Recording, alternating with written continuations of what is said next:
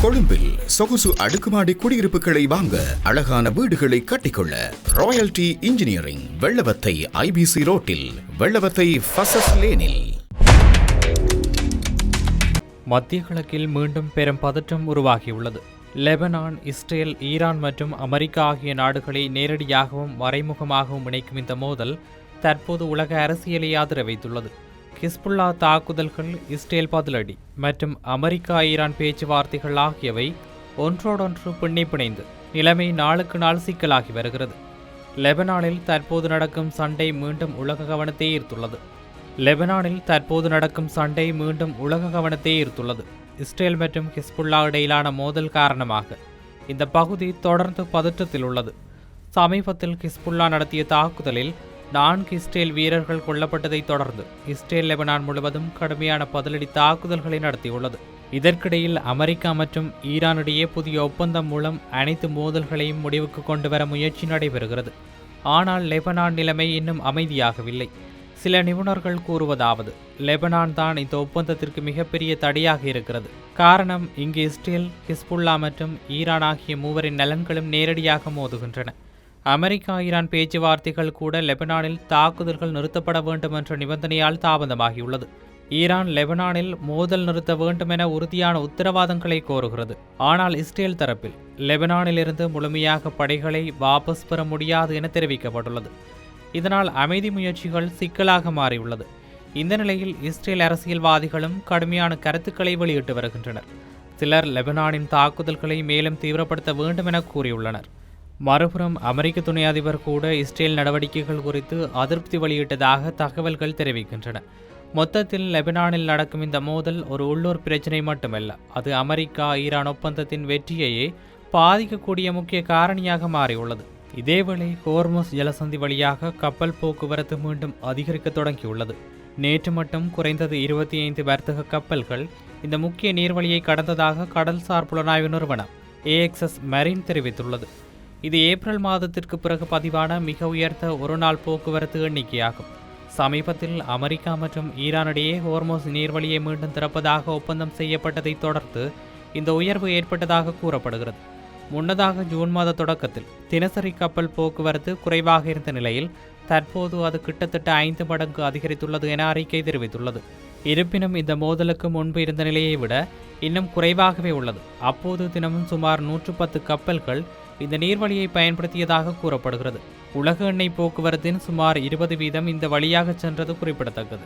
தற்போதைய சூழ்நிலையில் சில கப்பல்கள் கண்காணிப்பு அமைப்புகளை அணைத்து பயணிப்பதால் உண்மையான எண்ணிக்கை இன்னும் அதிகமாக இருக்கலாம் எனவும் நிபுணர்கள் கூறுகின்றனர். மோதல் தொடங்கிய பிறகு பாரசீக வளைகுடாவில் கப்பல் கண்காணிப்பு அமைப்புகளில் பெரிய அளவிலான சீர்குலைவு ஏற்பட்டதாகவும் 200க்கும் மேற்பட்ட கப்பல்களின் சிக்னல்கள் பாதிக்கப்பட்டதாகவும் அந்த அறிக்கை தெரிவித்துள்ளது. மொத்தத்தில் ஹோர்முஸ் நீர்வழியில் கப்பல் போக்குவரத்து மீண்டும் மெதுவாக சீரடைய தொடங்கினாலும் முழுமையான நிலைமை இன்னும் திரும்பவில்லை என நிபுணர்கள் கூறுகின்றனர். இதேவேளை ஈரானுக்கும் அமெரிக்காவுக்கும் இடையே உருவாகியுள்ள புதிய புரிந்துணர்வு ஒப்பந்தம் குறித்து தொழில்நுட்ப பேச்சுவார்த்தைகளை தொடங்குவதில் ஈரானிய அதிகாரிகள் அவசரம் காட்டவில்லை என தகவல்கள் தெரிவிக்கின்றன. இதற்கு காரணமாக முன்னாள் JCPOA அணுசக்தி ஒப்பந்தத்தின் அனுபவம் ஈரானில் இன்னும் கசப்பான நினைவாக உள்ளது.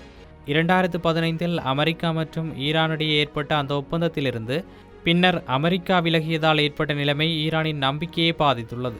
இந்த பின்னணியில் ஈரானின் உச்ச தலைவர் மொஜ்தபா கமேனி மிகவும் எச்சரிக்கையான நிலைப்பாட்டை எடுத்துள்ளதாக கூறப்படுகிறது. சமீபத்திய அறிக்கையில் புதிய அமெரிக்க ஈரான் ஒப்பந்தம் குறித்து தனக்கு வேறுபட்ட கருத்து இருந்த போதிலும் ஈரானின் உரிமைகள் பாதுகாக்கப்படும் என்ற உறுதிமொழிகளை பெற்ற பிறகே அதற்கு அனுமதி அளித்ததாக அவர் தெரிவித்துள்ளார். இதனால் அந்த அனுமதி முழுமையாக நிபந்தனைகளுடன் மட்டுமே வழங்கப்பட்டதாக கருதப்படுகிறது. இதன் விளைவாக ஈரான் தொழில்நுட்ப பேச்சுவார்த்தைகள் மற்றும் விரிவான கலந்துரையாடல்களை விரைவாக தொடங்க விரும்பவில்லை என நிபுணர்கள் கூறுகின்றனர். எந்த ஒரு தவறும் ஏற்பட்டால் அது பெரிய அரசியல் மற்றும் பாதுகாப்பு விளைவுகளை ஏற்படுத்தக்கூடும் என்பதே காரணமாகும்.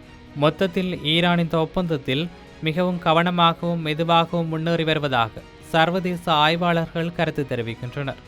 இது இப்படி இருக்க, இஸ்ரேல் இராணுவம் ஒரே இரவில் 80க்கும் மேற்பட்ட ஹிஸ்புல்லா இலக்குகள் மீது தாக்குதல் நடத்தியதாக அறிவித்துள்ளது. இந்த தாக்குதல்களில் டஜன் கணக்கான ஹிஸ்புல்லா போராளிகள் கொல்லப்பட்டதாகவும் தெரிவிக்கப்பட்டுள்ளது.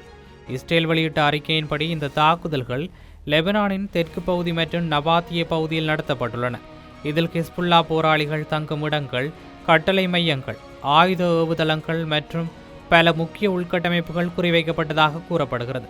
மேலும் தெற்கு லெபனானில் தனது இராணுவ நடவடிக்கைகளை தொடரும் என்றும், குறிப்பாக பியூஃபோர்ட் பகுதியில் உள்ள ஹிஸ்புல்லாவின் நிலத்தடி ரகசிய கட்டமைப்புகளை அழிப்பதில் கவனம் செலுத்துவதாகவும் இஸ்ரேல் தெரிவித்துள்ளது. அத்துடன் பெக்கா பள்ளத்தாக்கு பகுதியில் உள்ள 2 ஹிஸ்புல்லா கட்டளை மையங்களையும் சமீபத்தில் தாக்கியதாகவும் இஸ்ரேல் இராணுவம் கூறியுள்ளது. மொத்தத்தில் லெபனான் இஸ்ரேல் எல்லை பகுதியில் பதட்டம் தொடர்ந்து அதிகரித்து வருவதாக இந்த சம்பவம் மீண்டும் உறுதிப்படுத்துகிறது.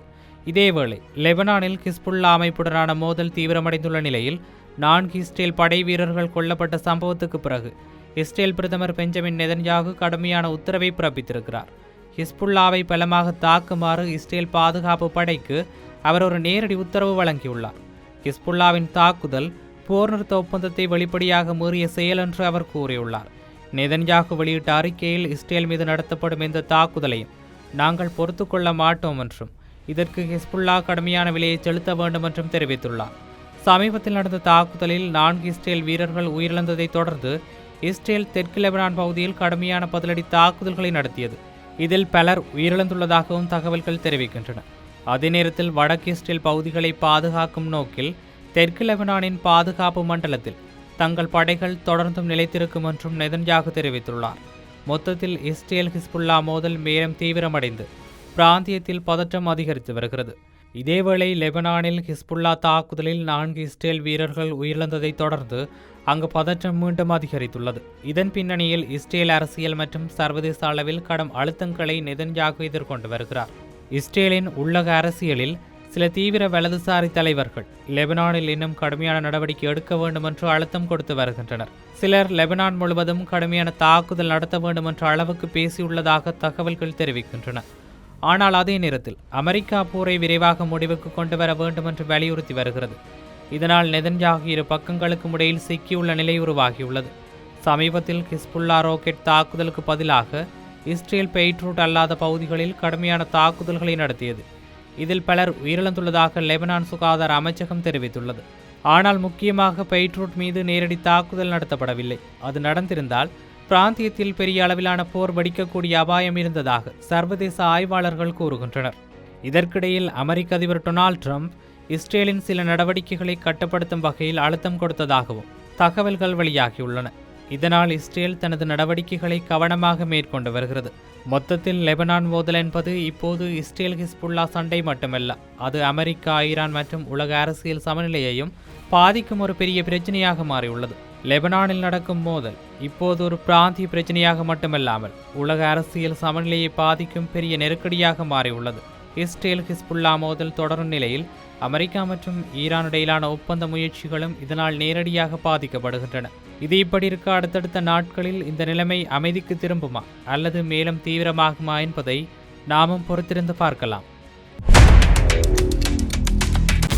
கொழும்பில் சொகுசு அடுக்குமாடி குடியிருப்புகளை வாங்க, அழகான வீடுகளை கட்டிக்கொள்ள ராயல்டி இன்ஜினியரிங், வெள்ளவத்தை IBC ரோட்டில், வெள்ளவத்தை ஃபசஸ் லேனில்.